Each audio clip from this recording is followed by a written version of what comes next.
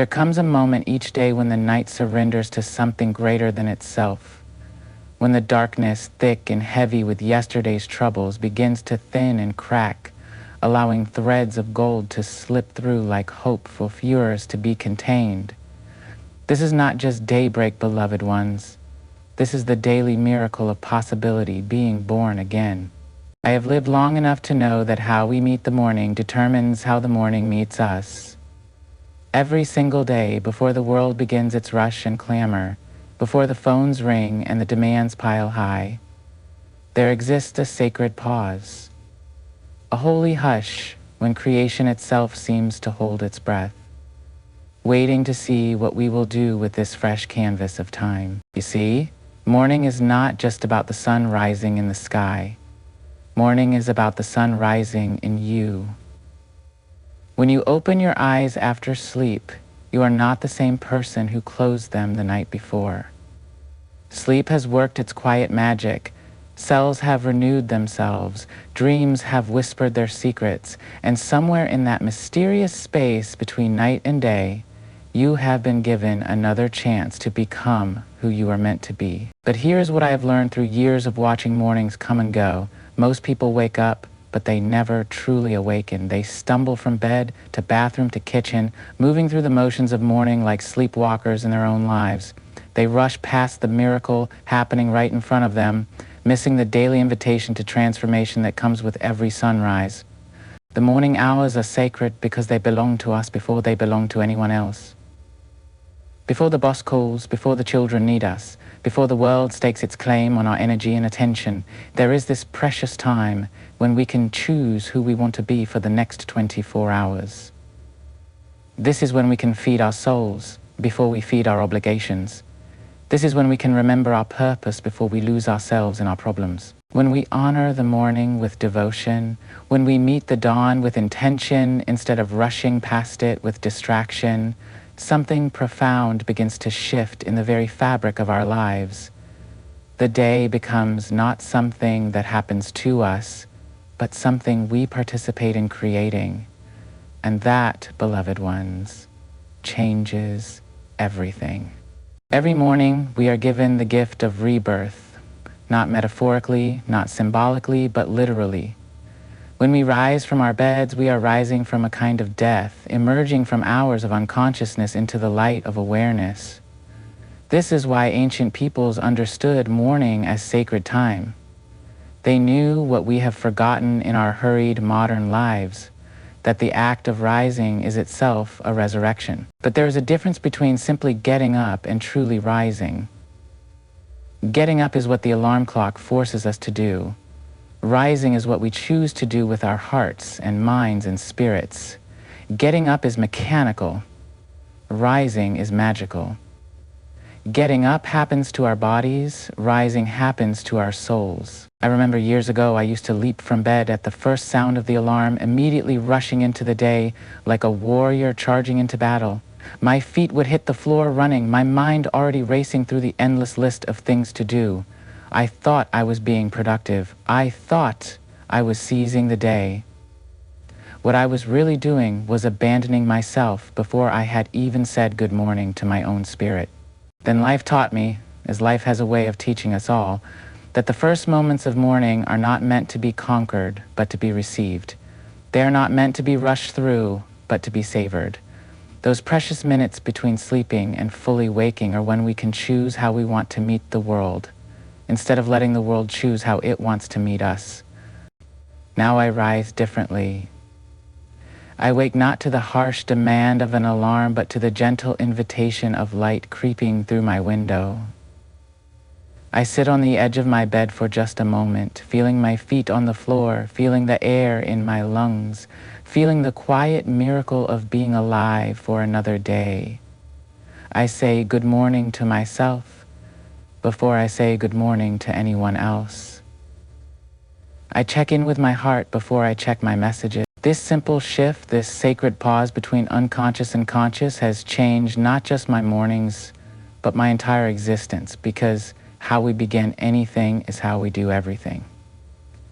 When we start our days with intention instead of reaction, with presence instead of panic, we set a tone that echoes through every hour that follows.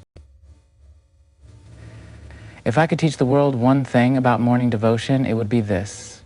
Always begin with thank you. Before you ask for anything, before you worry about anything, before you plan anything, say thank you. Thank you for the breath in your lungs. Thank you for the bed that held you through the night. Thank you for eyes that open to see another day. Thank you for the gift of being alive in this moment, right here, right now. You see, gratitude is not just good manners toward the universe. Gratitude is the foundation upon which all other blessings are built.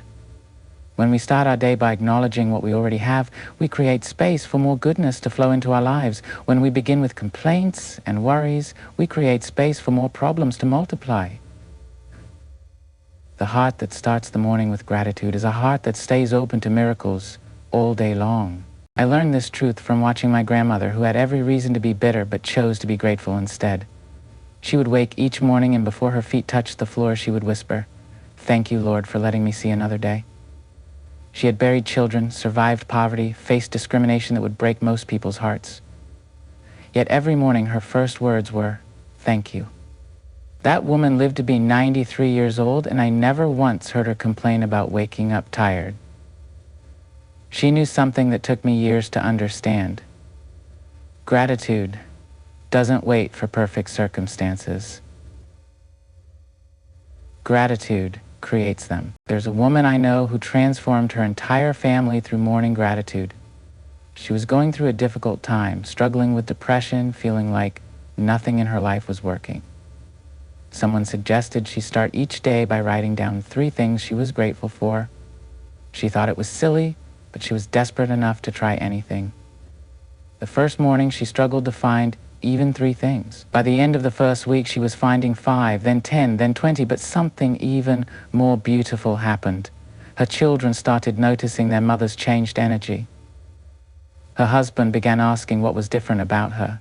Her co-workers commented on her smile. Gratitude had changed not just her inner world, but her outer world too. This is the ripple effect of a grateful heart. When we choose to see our blessings, we become a blessing to others. When we start our day counting our gifts instead of our grievances, we become a gift to everyone we meet. After gratitude comes the harder work, the work that requires more courage than most people are willing to give. After we have said thank you for what is good, we must also say goodbye to what is heavy. Mourning is when we must practice the sacred art of letting go. Mourning is when we must choose forgiveness over resentment, release over revenge, peace over pain. Every sunrise brings with it the opportunity for fresh forgiveness. The light that breaks through the darkness is not just illuminating the world around us, it is illuminating the grudges we carry, the anger we nurse, the bitterness we feed. And in that light, we have a choice. We can hold on to yesterday's hurts, or we can release them into the healing power of a new day. But here is what I have learned about forgiveness in all my years of living. We must begin with ourselves. Before we can forgive anyone else, we must forgive the person we see in the mirror. We must release ourselves from the prison of past mistakes, failed attempts, and imperfect choices. We must stop carrying yesterday's shame into today's possibilities. Too many people wake up each morning and immediately begin the familiar ritual of self-punishment. They rehearse their failures, replay their embarrassments, and remind themselves of all the ways they are not enough. This is not morning devotion. This is morning destruction. When we start the day by attacking ourselves, we set the tone for a day of defeat before we even get dressed. I spent years carrying the weight of things I could not change, mistakes I had made, words I could not take back. Every morning I would wake up and immediately feel the familiar heaviness settling on my chest like a stone. I thought this was normal. I thought this was just the price of being human. I did not realize I was choosing to carry burdens that were never meant to be carried into a new day. The morning I decided to practice forgiveness changed everything. Not just my relationship with others, but my relationship with myself. I began each day by speaking words of release. I forgive myself for yesterday's mistakes. I forgive others for their imperfections. I release what I cannot control. I receive the gift of starting fresh. These simple words spoken in the quiet of morning began to heal wounds that had festered for years. When we carry yesterday's burdens into today's opportunities, we poison our present with our past. We become like people trying to run a race while dragging heavy chains. We exhaust ourselves before we even begin. But when we choose forgiveness as our morning practice, we free ourselves to move lightly through the day. We create space for new relationships, new possibilities, new joy. Forgiveness in the morning light is not about pretending hurt never happened. It is about futures to let hurt happen again in our hearts. It is about choosing freedom over bondage, healing over hatred, hope over hopelessness. Once we have cleared our hearts with gratitude and forgiveness, we create space for something beautiful to enter. We create space for intention. But let me tell you the difference between setting goals and setting intentions, because too many people confuse the two and wonder why their mornings feel empty despite all their planning. Goals are about what we want to get. Contentions are about who we want to become. Goals focus on the destination, contentions focus on the character we develop along the way. Goals ask, what do I want to achieve today? Contentions ask, how do I want to show up in the world today? Both have their place, but intentions must come first, because how we are determines what we accomplish. Far more than what we accomplish determines who we are. When we set intentions in the quiet of morning, we are having a conversation with our highest self. We are asking the part of us that knows our deepest purpose to guide the part of us that will face the day's challenges. We are aligning our daily actions with our eternal values. This is not just planning. This is praying with our whole lives. I have learned to ask myself certain questions each morning as I set my intentions. How do I want to love today? How do I want to serve today? How do I want to grow today? How do I want to respond when things don't go as planned? These questions shift my focus from what the day might do to me to what I might do with the day. There is power in speaking our intentions out loud, in giving voice to the dreams that live quietly in our hearts. When we speak our intentions into the morning air, we are not just making wishes. We are making declarations. We are telling the universe, and more importantly, we are telling ourselves what we stand for and what we are moving toward. I knew a young woman who started each morning by saying, "Today I choose to see the good in people, even when it's hard to find." She had been hurt deeply and found herself becoming cynical, suspicious, closed off from others. But every morning she would speak this intention even when she didn't feel it, even when she didn't believe it. Slowly over time, her heart began to soften. Her relationships began to heal. Her life began to change. Not because the world became perfect, but because she became intentional about how she wanted to move through an imperfect world. Creating space for divine guidance in our daily plans means leaving room for mystery, for surprise, for the unexpected gift that comes when we align our will with a wisdom greater than our own. It means holding our plans lightly, with open hands, ready to receive whatever blessings the day might bring. After we have set our intentions, we must quiet ourselves long enough to listen for the response. This is where prayer and meditation become the bridge between our human desires and divine wisdom. Prayer is not just asking for things. Prayer is opening our hearts to receive what we truly need. Meditation is not emptying our minds. Meditation is filling our spirits with the peace that comes from remembering we are not walking through this life alone. I have prayed in many ways over the years. Sometimes prayer has been desperate crying out in the middle of the night. Sometimes prayer has been quiet whispers of gratitude as I watch the sunrise. Sometimes prayer has been wordless sitting in the presence of something greater than myself. All of these are valid. All of these are heard.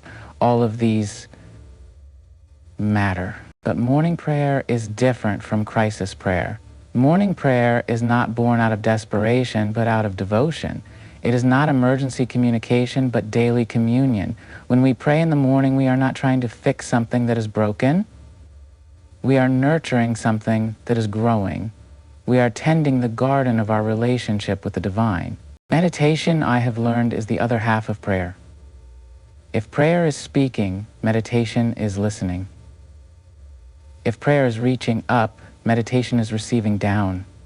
Too often we treat our spiritual practice like a one-answer conversation, doing all the talking and none of the listening.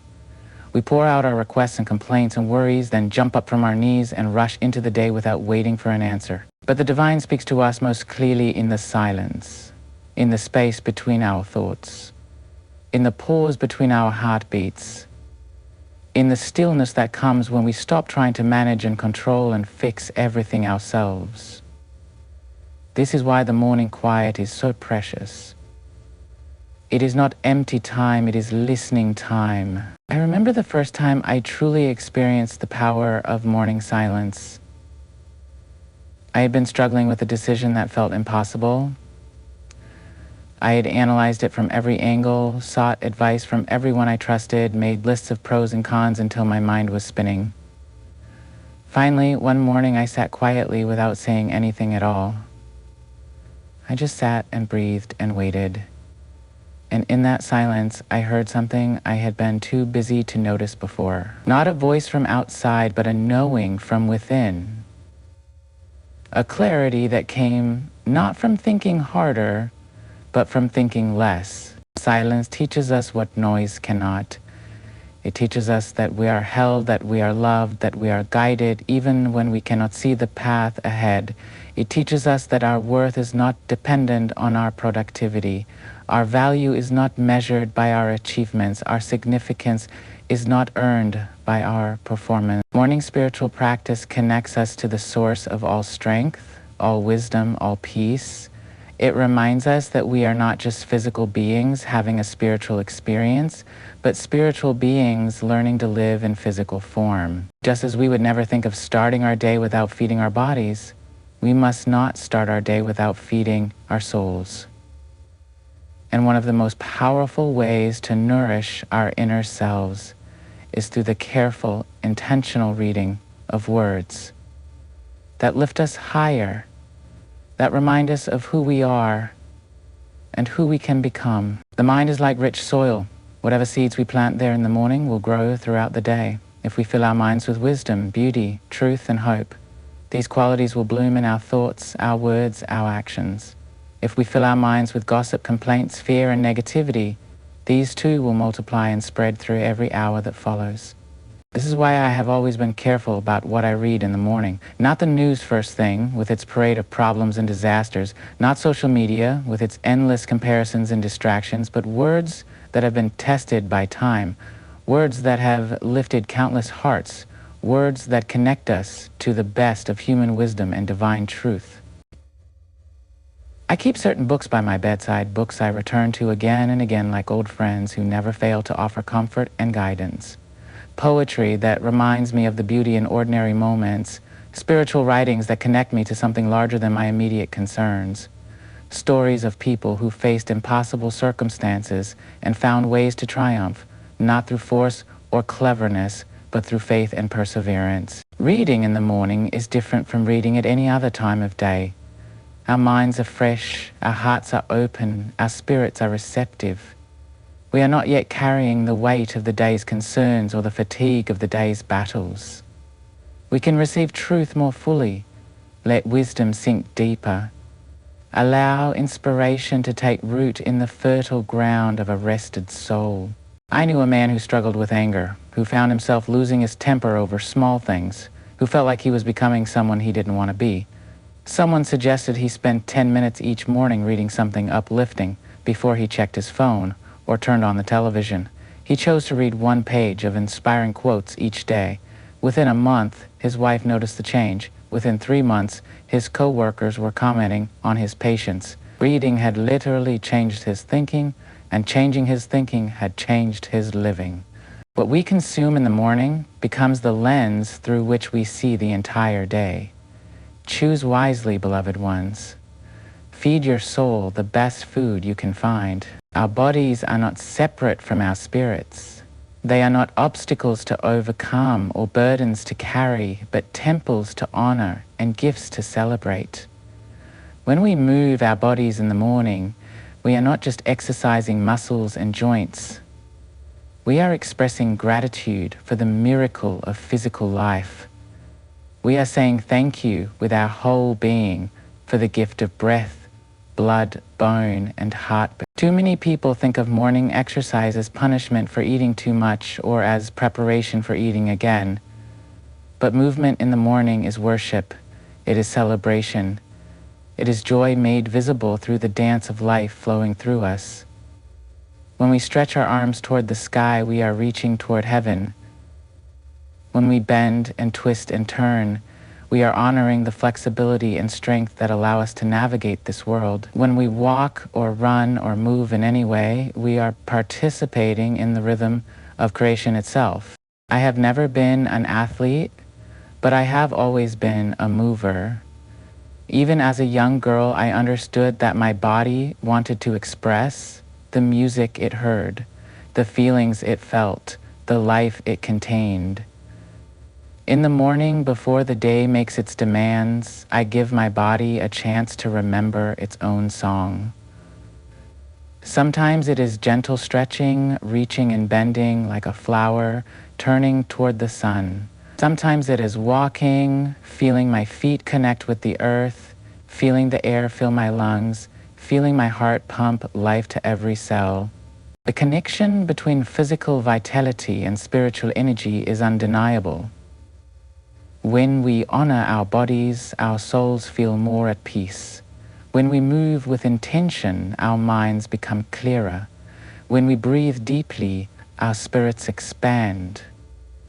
This is not about becoming perfect physical specimens.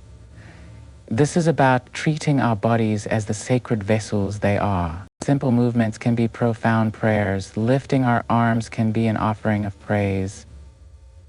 Rolling our shoulders can be a release of tension and worry. Taking deep breaths can be an act of receiving the gift of life itself. Walking can be meditation in motion, each step a reminder that we are moving forward, that we are alive, that we are blessed to inhabit these miraculous bodies. When we start our day by honoring our physical selves, we set the tone for treating ourselves with respect and care all day long. We remember that we are not just minds thinking thoughts, but whole beings deserving of love and attention. After we have nourished our souls, connected with the divine, and honored our bodies, we must turn our attention to the practical matter of organizing our day. But this is not ordinary planning. This is planning with faith. This is organizing our hours in partnership with a wisdom greater than our own. This is making our schedules not just efficient, but sacred. Most people plan their days like generals preparing for war, trying to anticipate every possible obstacle, control every variable, manage every outcome. They fill their calendars so full there is no room for breath, let alone miracles. They schedule their lives so tightly that when unexpected blessings try to enter, there is no space to receive them. But planning with faith is different. When I plan my day in the morning, I start by asking not just what needs to be done, but what wants to be expressed through me. Not just where I need to go, but where I am being called to serve. Not just what I want to accomplish, but what I am willing to receive. This simple shift changes everything about how I move through my hours. I learned this truth from watching a friend who always seemed to have perfect timing. She would show up exactly when people needed her, call at precisely the right moment, arrive just as opportunities were opening.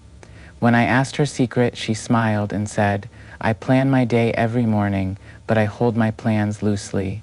I ask to be placed where I'm needed most, then I pay attention to the gentle nudges that redirect my steps."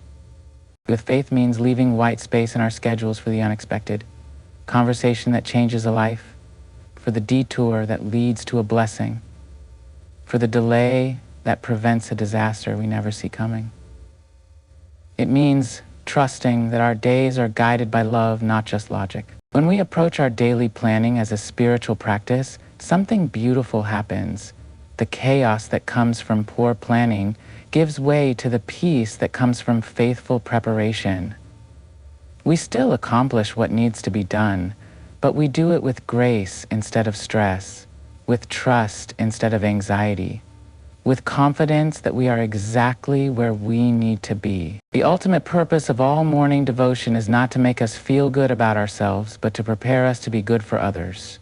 Everything we have done in these precious morning hours, every practice we have embraced, every intention we have set leads us to this moment when we ask ourselves the most important question of all: how can I serve today? This is not about grand gestures or heroic acts, though those have their place. This is about beginning each day with our hearts turned outward, our eyes looking for ways to lift others, our hands ready to help. When we start our morning thinking about how we can bless someone else's day, we transform not only their experience, but our own. I have learned that the secret to a fulfilling life is to make it about something bigger than yourself. When we wake up focused only on our own needs, our own goals, our own problems, we make our world very small. But when we wake up asking how we can contribute to the healing, the helping, the hoping that our world so desperately needs, we expand our purpose beyond our personal limitations. This morning preparation for service can begin before we even leave our homes. It can be as simple as choosing to speak words of encouragement to our family members, instead of immediately discussing the day's problems. It can be deciding to really listen when our children talk to us instead of thinking about our to-do lists. It can be calling someone who might be lonely, writing a note of appreciation to someone who serves us, or simply praying for the people we will encounter throughout the day. I knew a woman who decided to transform her morning routine by spending 5 minutes each day thinking about one person she could serve that day. Sometimes it was bringing coffee to a coworker who was struggling. Sometimes it was offering to help a neighbor with their groceries. Sometimes it was simply being fully present with someone who needed to be heard. This small morning practice began to change her entire community. People started noticing her kindness. They began looking for ways to pass it forward. What started as 5 minutes of morning intention became a wave of generosity that touched dozens of lives. When we live for something greater than ourselves, we discover that we become greater than we thought we could be. The joy that comes from serving others is unlike any happiness we can find by serving only ourselves.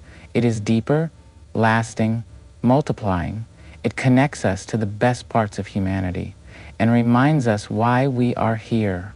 Service is not sacrifice when it flows from a heart prepared by morning devotion.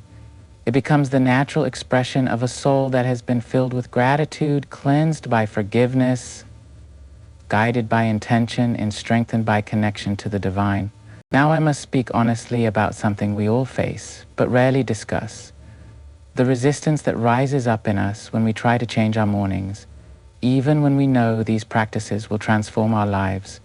Even when we have experienced their power firsthand, there will be mornings when everything in us rebels against rising early, against sitting quietly, against doing what we know is good for us.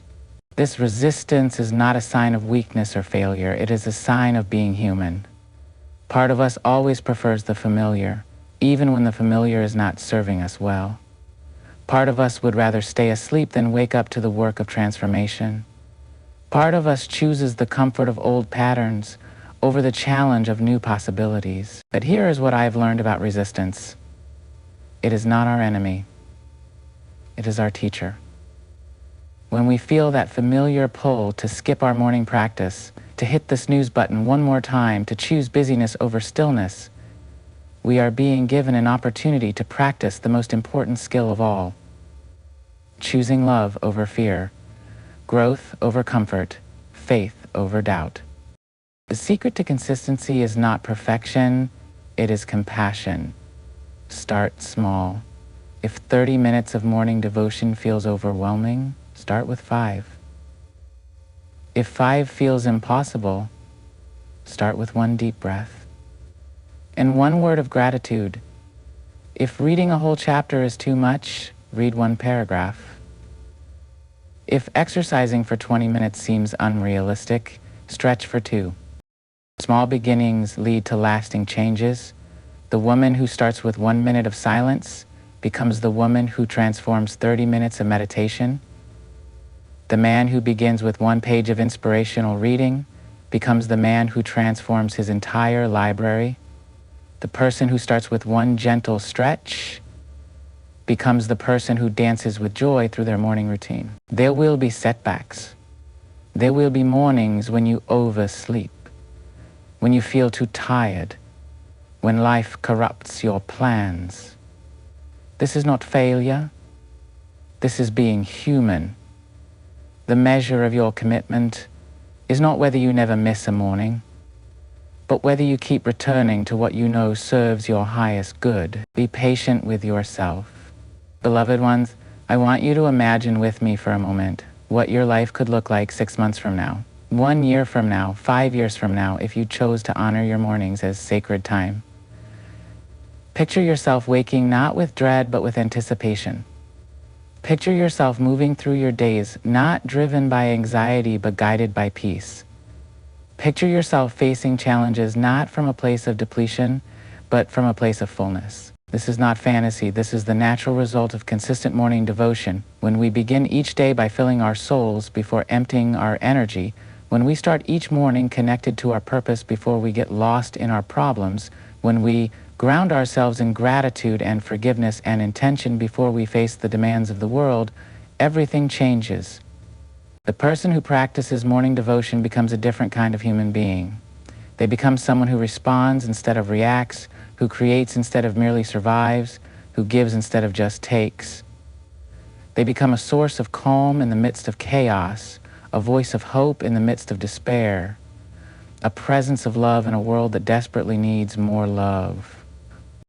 Your transformed morning will transform your family. Children who see their parents starting the day with intention learn to live with intention. Spouses who witness their partners choosing peace over panic learn to make the same choice.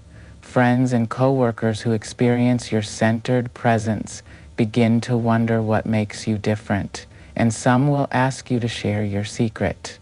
This is how change spreads, beloved ones, not through preaching or pressure, but through the quiet witness of a life well procured. So I call you to begin tomorrow morning, not next week when things slow down, not next month when you have more time. Tomorrow, set your alarm 15 minutes earlier. Choose 1 practice that speaks to your heart. Start small, start simple, but start. Your future self is waiting for you in those quiet morning moments. The person you are meant to become is ready to emerge through the daily practice of morning devotion. The life you are created to live is ready to unfold through the power of sacred beginning. May your mornings become a blessing to your own soul and a gift to everyone whose life you touch. May you rise each day knowing that you are loved. You are guided. You are never alone. And may the light that breaks through your personal darkness each morning become a light that helps illuminate the darkness in our world. The sun is ready to rise on your transformed life. Are you ready to meet it?